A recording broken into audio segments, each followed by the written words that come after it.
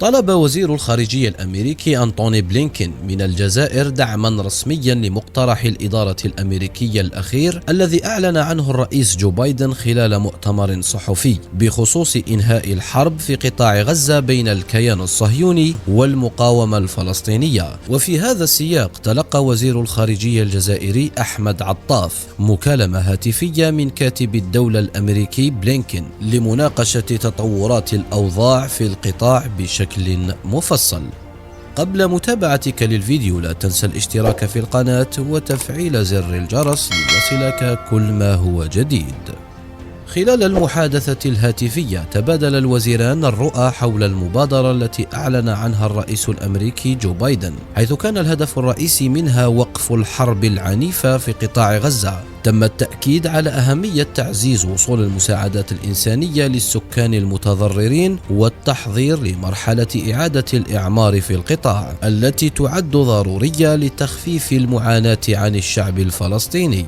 الجزائر بصفتها ممثل المجموعة العربية داخل وخارج مجلس الأمن والمدافع الأول عن القضية الفلسطينية كانت لها رؤية واضحة وموقف مبدئي حول هذه المبادرة.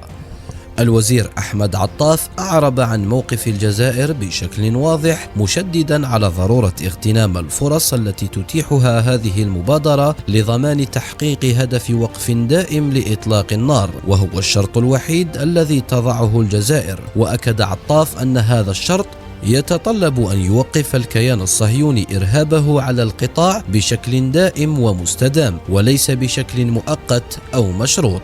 ناقش الوزيران كذلك الشروط اللازمة لاعتماد مجلس الأمن لهذه المبادرة، مشددين على أهمية مساهمة الوفد الجزائري في صياغة رؤية شاملة ودقيقة للمبادرة الأمريكية. وتم التأكيد على أن الجزائر تسعى لضمان أن تتضمن هذه الرؤية عناصرا حقيقية ومتكاملة لتحقيق السلام العادل والدائم في المنطقة.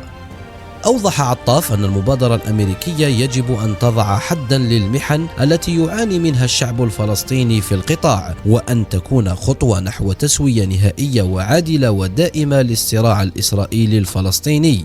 أكد أن هذه التسوية يجب أن تتضمن إقامة الدولة الفلسطينية المستقلة ذات السيادة وفقا للشرعية الدولية وتجسيدا للإرادة المتنامية للمجتمع الدولي.